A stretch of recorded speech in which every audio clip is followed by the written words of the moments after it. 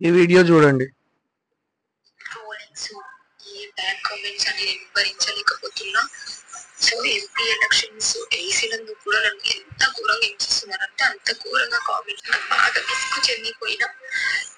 ఒక్కొక్కసారి అనిపిస్తుంది నేను చచ్చిపోతానేమో, ఏమన్నా వేసుకోవడం భయమవుతుంది.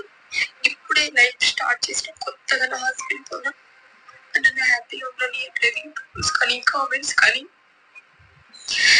ఏదో ఎంపీ ఎలక్షన్స్ చేసిన కాబట్టి ఎంపీ ఎలక్షన్స్ కంప్లీట్ అయినాక ఇన్స్టా కానీ యూట్యూబ్ కానీ దూరంగా ఇవన్నీ వీటన్నిటి తీసేసి నా స్థితిలో నేను హ్యాపీగా ఉండాలనుకుంటున్నాను. చేసి అన్నవాళ్ళు చూస్తున్నారు కదా ప్రజెంట్ సిచ్యువేషన్స్ ఎట్లున్నాయంటే, ఎవరిని మనం ట్రోల్ చేస్తున్నాము, ఏం మాట్లాడుతున్నాము, ఇంకా దేవుడు మనకు నోరిచ్చిండు అండ్ ఆన్లైన్ మనకి ఫ్రీడమ్ ఇచ్చింది అని చెప్పేసి మనం ఇష్టం వచ్చినట్టు ఒక లేడీని అని చూడకుండా, జెంట్స్ చూడకుండా, ఎవరిని అసలు ఏది పట్టించుకోకుండా ట్రోల్ చేసే వాళ్ళు అయితే విచ్చల విడిగా చేస్తున్నారు. నేను యాక్చువల్లీ ఇలాంటి సిమిలర్ సిచ్యువేషన్ నేను ఒకసారి 2 months బ్యాక్ నేను ఒకసారి డిస్కస్ చేయాలనుకున్నా. నేను ఒకసారి ఒక వీడియో చేద్దాం అనుకున్నా.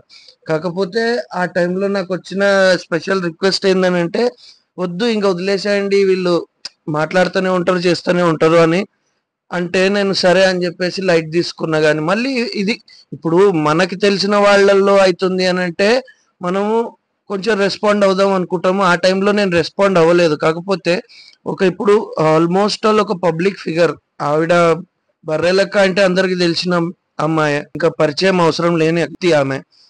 అట్లాంటి వ్యక్తిని మీకు అసలు ఒక లేడీని ట్రోల్ చేస్తున్నాము అన్నప్పుడు వాళ్ళకి అసలు ఎందుకు చెయ్యాలి? ఆ సిచ్యువేషన్స్ ఏంటి అసలు? అంత అవసరం ఏముంది? ఒకరిని పర్టికులర్ గా టార్గెట్ చేసి మనం మాట్లాడుతున్నాము అనుకున్నప్పుడు ఒకసారి ఆలోచించుకోండి. మీకు కూడా ఒక ఫ్యామిలీ ఉంది. ఈ రోజు నేను ఈ వీడియో చేస్తున్నా అంటే, ఇప్పుడు రేపు పొద్దుగాల నాకు కూడా కింద కమెంట్లలో నన్ను కూడా ట్రోల్ చేసేటోళ్ళు ఉంటారు. నేను పట్టించుకోను, అవన్నీ నాకు అనవసరం. నేను గోవితో ఫ్లో అనే వ్యక్తిని. నాకు నచ్చింది నేను చేసుకుంటూ వెళ్ళిపోతా. నేను ఒకరిని పట్టించుకోను. ఓకే. అండ్ మీరు కూడా ఒకసారి విజ్ఞానంతో ఆలోచించాలి. ఏంది మనం ఏం చేస్తున్నాము అసలు? ఈరోజు మనం సొసైటీలో ఒక పార్ట్ అన్నప్పుడు లేడీస్ కి రెస్పెక్ట్ ఇవ్వడం నేర్చుకోండి. ఓకే, నీకు నచ్చలేదు, రైట్, నువ్వు స్కిప్ చేసేసేయి, వాళ్ళని ఫాలో చేయకు, వాళ్ళ గురించి పట్టించుకోకు. అంతేగాని నువ్వు వాళ్ళని వ్యక్తిగతంగా కించపరచడం. ఆ అమ్మాయి చూడండి అసలు ఎంత ఫీల్ అవుతున్నా, చచ్చిపోబుద్ధి అవుతుంది. రీసెంట్ గా మ్యారేజ్ అయింది. ఆల్మోస్ట్ ఆల్ 1 month అయినట్టుంది, 1.5 months అయినట్టుంది మ్యారేజ్ అయ్యి. ఇంత కష్టం వస్తే గానీ ఆ పిల్ల అంత మాట మాట్లాడుతుందో అర్థం చేసుకోండి ఒకసారి.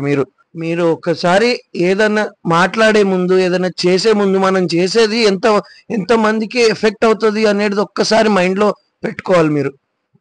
నేను లాస్ట్ టైమే యాక్చువల్లీ ఇది ఒక వీడియో చేద్దాం అనుకున్నా. ఎందుకంటే నాకు తెలిసిన వాళ్ళల్లోనే ఒకరికి జరిగింది. ఇట్లా ట్రోలింగ్ చేస్తూ ఉంటారు. అరే మనం వీడియోస్ పెడతాము, నాట్ ఈవెన్ యూట్యూబ్, ఎక్కడ కూడా కాదు, ఎవరినైనా కానీ ఎవరు తేడా లేదు వీళ్ళకి. అసలు ట్రోల్ చేసే వాళ్ళకి ఎవరు తేడా లేరు. ఎందుకు ఎందుకు అంత వ్యక్తిగతంగా కించపరచాలి అనుకుని? అది అసలు పైశాచికత్వం అంటారు దాన్ని, పైశాచిక ఆనందం. ఈ రోజు నువ్వు ఆనందపడతావేమో, కానీ రేపు పొద్దున నీకు అలాంటి సిచ్యువేషన్ వచ్చినప్పుడు నీకు తెలుస్తుంది. ఒకసారి అందరూ ఆలోచించాలి.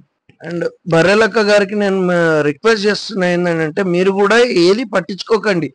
లోకులు కాకులు అనేది మీరు మైండ్ లో పెట్టుకోవాలి. ఎవ్వడు పడితే వాడు ఏది పడితే అది మాట్లాడుతూనే ఉంటారు.